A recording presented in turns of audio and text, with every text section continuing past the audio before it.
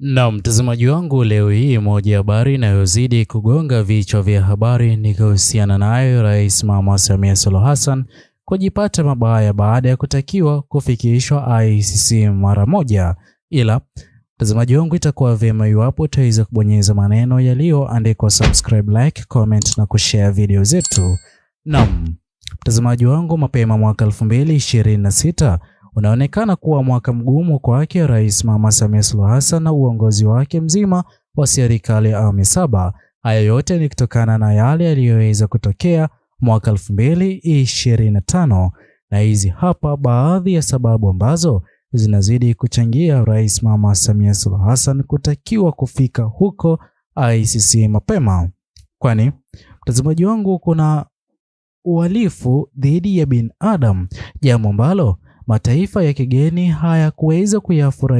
kufurahia kamwe katika zoezi la uchaguzi mkuu wa tarehe 29 mwezi wa 10 mwaka 2025 huko nchini Tanzania, jambo ambalo linazidi kusababisha Rais Mama Samia Suluhu Hassan kupata lawama kubwa kwa yale yote yaliyoweza kutokea, sawia na kile alichoweza kukizungumza mapema mwaka 2026 kuhusiana na vijana Gen Z. Itakuwa vigumu kwa yoyote yule hivi sasa, hasa mwaka huu wa mwaka 2026,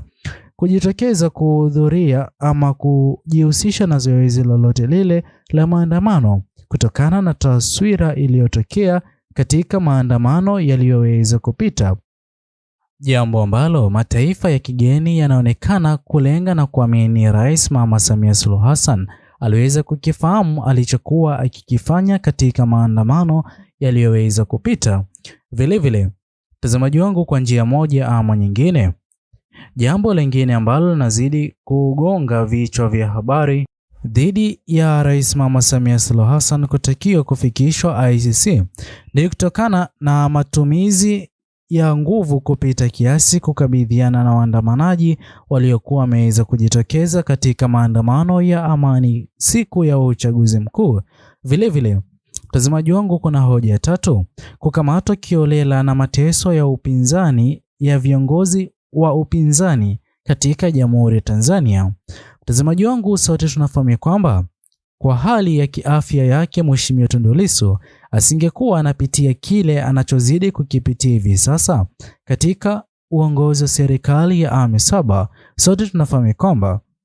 Mheshimiwa Tundu Lissu, mwenyekiti mkuu wa chama Chadema, anazidi kukabidhiwa na kesi ya uhaini, jambo ambalo Mheshimiwa Tundu Lissu ameweza kukiri na kuweka hadharani kwamba hakuwa na nia yoyote ile ya uhaini katika Jamhuri ya Tanzania. Pia sio Mheshimiwa Tundu Lissu tu, hadi kuna viongozi kama Mheshimiwa Humphrey Polepole walioweza kutoweka katika hali ya njia tatanishi hadi hivi sasa kutojulikana aliko. Yote haya yanaaminika kuchangiwa na utumiaji wa nguvu kupita kiasi kwa amri zilizoweza kutolewa kwa kundi maalum lililokuwa likifanya zoezi hilo, hata baada ya maafisa wa polisi kuzungumzia hali hiyo tete ya watu kutoweka katika hali ya njia tatanishi. Vile mtazamaji wangu, kwa njia moja ama nyingine, ICC wanaamini kuna kunyamazishwa kwa uhuru wa vyombo vya habari nchini Tanzania, kunradhi, jambo ambalo linazidi kusababisha idadi kubwa ya baadhi ya media ambazo Tanzania wanazidi kuziamini na kutarajia kuweka uhalisia wa yale yanayozidi kutokea na kufanywa na uongozi ulioko madarakani kuwa na uoga, na hata media hizo kulaumiwa na maelfu na mamilioni ya wananchi wa Tanzania. Vile mtazamaji wangu, kuna kushindwa kwa kuchukuliwa hatua kwa wale wote walioweza kuhusika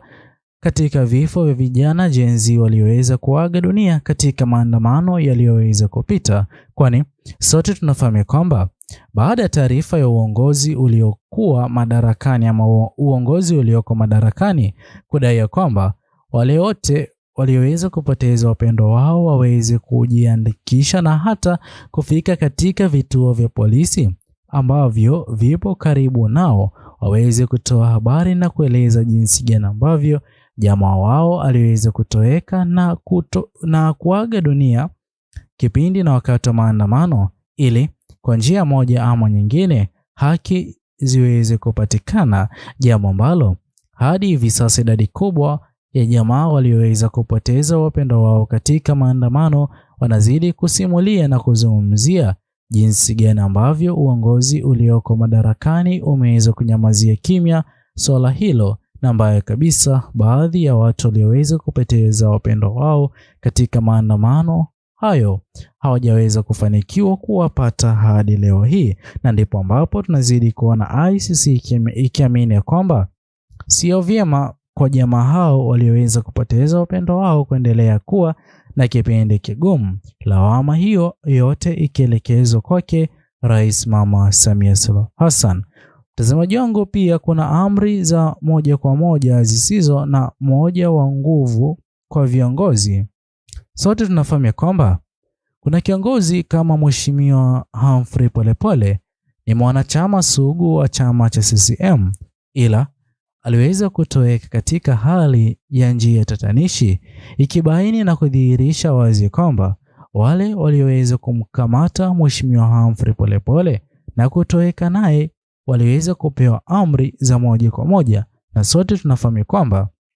Mheshimiwa Humphrey Polepole aliweza kuwa kiongozi aliyekuwa akizungumza moja kwa moja, hasa kueleza vijana jenzi kuwa makini ni kiongozi gani watakaoweza kumpigia kura kuingia afisini kuongoza serikali ya awamu 7 katika Jamhuri ya Tanzania. Na sote tuliweza kushuhudia hata Mheshimiwa Humphrey Polepole aliweza kueleza mbinu zote zile zilizokuwa zimeweza kupangwa na viongozi wa ndani chama cha CCM, jinsi gani ambavyo wataweza kutumia nguvu kupita kiasi na hata baadhi yao kuiba kura ili kufanikisha zoezi lao la kuingia mamlakani kwa mara nyingine, ili waendeleze yale wanayozidi kuyafanya hivi sasa, jambo ambalo Watanzania baadhi yao wameweza kuanza kulalamika kwamba yale yanayozidi kufanyika na kuendelea kuonekana katika Jamhuri ya Tanzania yananufaisha baadhi ya viongozi pekee na sio wananchi wa Tanzania kwa ujumla. Na ndipo ambapo Rais Mama Samia Suluhu Hassan ameweza kulalamikiwa pakubwa kwa kuajiri jamaa wake wa kifamilia wa karibu katika nafasi za juu za uongozi huo wa serikali ya awamu 7 awamu ya kwanza,